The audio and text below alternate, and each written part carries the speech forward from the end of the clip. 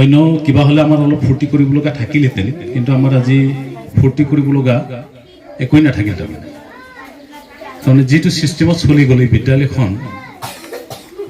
ক'ব গ'লে আমি কওঁ সদায় যে শিক্ষক হ'ল ৰাষ্ট্ৰৰ মহান আৰু মানৱ সম্পদ গঢ়াৰ যিটো খনিকৰ বুলি কোৱা হয়। আৰু এই কমাৰ হালৰ খনিকৰ হ'ল শিক্ষক, মানৱ সম্পদ গঢ়াৰ। কিন্তু চৰকাৰৰ কিছুমান ভুল নীতিৰ কাৰণে আজি সততা, নিষ্ঠা লগতে সদা জাগ্ৰত হৈ পেলাই এটা সেৱা মনোভাৱ লৈ পেলাই আজি ৪৫ বছৰ ধৰি এই বিদ্যালয়ত বিনা বেতনে শিক্ষকতা কৰি পেলাই যিটো শিক্ষাদান দিলে এই বিদ্যালয়ৰ ছাত্ৰ ছাত্ৰীসকলক, এই খুব কাৎচিতহে তেনে উদাহৰণ হয়তো অসমৰ ভিতৰত পোৱা যাব। কাৰণ ৪৫ বছৰেই এই ত্ৰিবেণী প্ৰাথমিক বিদ্যালয়খন চৰকাৰীকৰণ হ'বলৈ সক্ষম নহ'ল, কিন্তু ইয়াত যথেষ্ট সংখ্যক মানৱ সম্পদ গঢ় দিয়া। আজি ইয়াৰ ছাত্ৰ ছাত্ৰীসকল এই বিদ্যালয়ৰ যিটো আমাৰ সূৰ্য কুমাৰ স্বৰ্গীয়াৰী ছাৰৰ যিটো তেখেতৰ পৰা শিক্ষা গ্ৰহণ কৰি পেলাই বা চেনেহী লালুং স্বৰ্গীয়াৰী বাইদেউৰ পৰা শিক্ষা গ্ৰহণ কৰি পেলাই আজি সদূৰ আমেৰিকাৰ নিচিনা আমেৰিকা যুক্তৰাষ্ট্ৰৰ এজন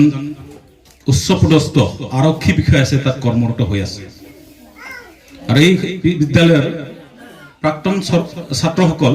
বা ছাত্ৰীসকল সেনা বিভাগত, পুলিচত, শিক্ষকত আৰু বহুজনে সমাজকৰ্মী হিচাপে ব্ৰতী হৈ আছে আৰু সমাজৰ কাম কৰি আছে। কিন্তু ছাৰৰ যিটো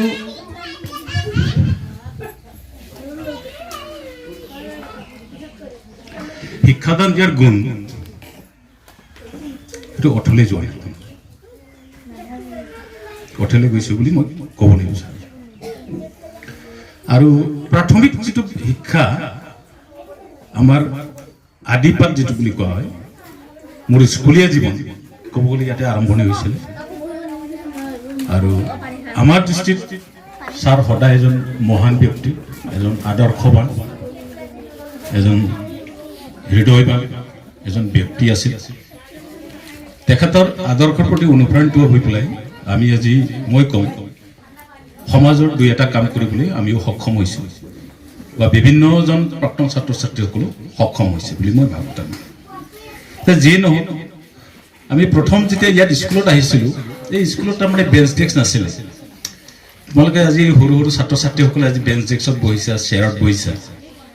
আমি বিদ্যালয়ত প্ৰথম আহোঁতে বস্তা লৈ আহিছোঁ, আমি বস্তাতে বহি পঢ়িছিলোঁ। যেতিয়া তৃতীয় শ্ৰেণী পাইছিলোঁ, তেতিয়া সি আমাৰ ইয়াত এৰিয়াত তাৰমানে ঢেৰ চমিল আছিল। তাৰমানে চমিলৰ সেই তক্তাবিলাক, তাৰমানে তক্তাটো নহয়, বকলা তাৰমানে কাটি পেলাই যিটো ছাইডত ওলায়, সেইটো তাৰমানে কি কৰে, এই খুটি গাড়ী খিলি মাৰি তাতে আমি বহিব লাগে। এনেকৈ আজি মচিন নাছিলে এইবিলাক, তাৰমানে চমিলৰ পৰতে কাটা কাঠটো মচিন নাছিলে এইবিলাক, তাৰমানে তাতে আমি বহি পঢ়িছিলোঁ আৰু খুব মনোযোগেৰে আমি পঢ়িছিলোঁ আৰু ছাৰৰ কথা শুনিছিলোঁ। গতিকে এইবিলাক যদি আগৰ ছাত্ৰ ছাত্ৰী আমাৰ যিটো আছিলে সেইটো যদি মনত পৰে, আমি অলপ আৱেগিক হৈ পৰোঁ, নষ্টালজিক হৈ পৰোঁ। তাৰমানে কাৰণ মই আছিলোঁ এই বিদ্যালয়ত ছেকেণ্ড বেষ্টত। আজি আমাৰ বয়স প্ৰায় 50 অতিক্ৰম কৰিলে, আমাৰো বয়স ক'ব গ'লে। এতিয়া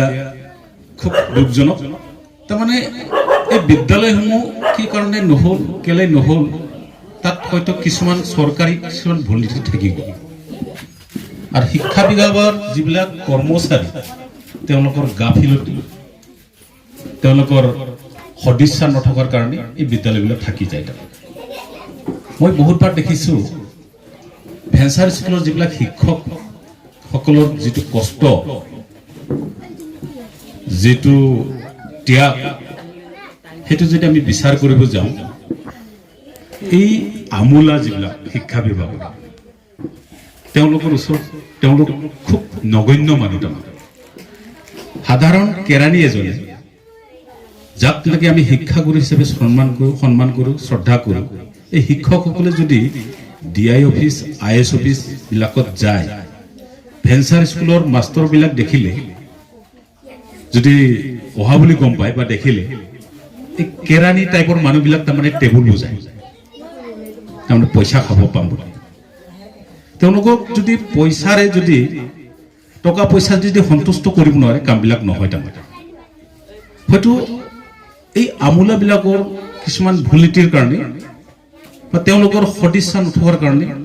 শিক্ষা বিভাগৰ যিবিলাক উচ্চপদস্থ বিষয়া তেওঁলোকৰ সদিচ্ছাৰ অভাৱত আজি এই ত্ৰিবেণী প্ৰাথমিক বিদ্যালয়ৰ নিচিনা 45 বছৰ স্থাপন কৰি পেলাই এটা মানৱ সম্পদ গঢ় দিয়া এটা অনুষ্ঠান থাকি যোৱাৰ পিছতো কৰি দিয়াৰ পিছতো এই বিদ্যালয়সমূহ তাৰমানে চৰকাৰীকৰণ নহ'ল এনে বিদ্যালয় হয়তো বহুত অসমত আছে তাৰ কাৰণে মোৰ এটা আহ্বান যিটো অবৈতনিকভাৱে যিটো শ্ৰমদান দি পেলাই এই বিদ্যালয়খন দীঘলীয়া সময় শিক্ষা দি আহিলে মানৱ সম্পদ গঢ় দিলে এই শিক্ষকসকলৰ প্ৰতি এটা সদয় মনোভাৱ গ্ৰহণ কৰি পেলাই চৰকাৰে যাতে তেওঁলোকৰ চলিব পৰাকৈ কিবা এটা আংশিক হ'লেও তেওঁলোকক মাননি এটা দিব লাগিব বুলি মই চৰকাৰৰ ওচৰত আজিৰ এই মঞ্চৰ পৰা দাবী জনাওঁ আৰু এই কথাটো মই বিশেষকৈ এটা কেন্দ্ৰীয় সমিতিৰ এজন বিষয়বাব হিচাপে সভাপতি হিচাপে UBPৰ সংযুক্ত বৰগুণ অঞ্চল মাজে মাজে আমি এই সুবিধা পাওঁ ভাৰত চৰকাৰৰ উচ্চপদস্থ বিষয়া অসম চৰকাৰৰ উচ্চপদস্থ বিষয়াৰ লগতে মাননীয় মুখ্যমন্ত্ৰী মহোদয় বা ভাৰত চৰকাৰৰ বিভিন্ন মন্ত্ৰীবিলাকৰ লগত আমাৰ উঠা বহা চলে এই কথাটো মই হয়তো নিশ্চয় মাননীয় অসমৰ মাননীয় মুখ্যমন্ত্ৰী মহোদয়ক মই এই কথাটো লগ পালে অৱগত কৰিম যে অবৈতনিকভাৱে যিসকল শিক্ষকে অত বছৰে শ্ৰমদান দিয়াৰ পিছতো চৰকাৰৰ পৰা কোনো 1 পইচা পাবলৈ সক্ষম নহ'ল তেওঁলোকৰ কাৰণে এটা আঁচনি প্ৰস্তুত কৰিবৰ কাৰণে মই চৰকাৰৰ প্ৰতি এটা আহ্বান জনাম সেইটো যদি সময় সুবিধা পায় ইয়াৰ বাদেও আমি কৈ আহিছোঁ সদায় যদি আমাৰ ভাষা কলা সংস্কৃতি যদি জীয়াই থাকিব লাগে মাতৃভাষাৰ বিদ্যালয়সমূহ আমি জীয়াই ৰাখিবই লাগিব তাৰ বিকল্প নাই কিন্তু আজি চৰকাৰে কি কৰিছে প্ৰাইভেটাইজ যিবিলাক কিবা আছে প্ৰাইভেট স্কুল তাতে বেছিকৈ গুৰুত্ব দিয়া হৈছে তাৰ কাৰণে আমি জনাওঁ যে আমাৰ ভাষা কলা সংস্কৃতি যদি জীয়াই ৰাখিব লাগে মাতৃভাষাৰ বিদ্যালয়সমূহ তাৰমানে চৰকাৰীকৰণ কৰিব লাগিব ইয়াক ৰক্ষণাবেক্ষণ কৰিব লাগিব কাৰণ যিমান নেকি অসমত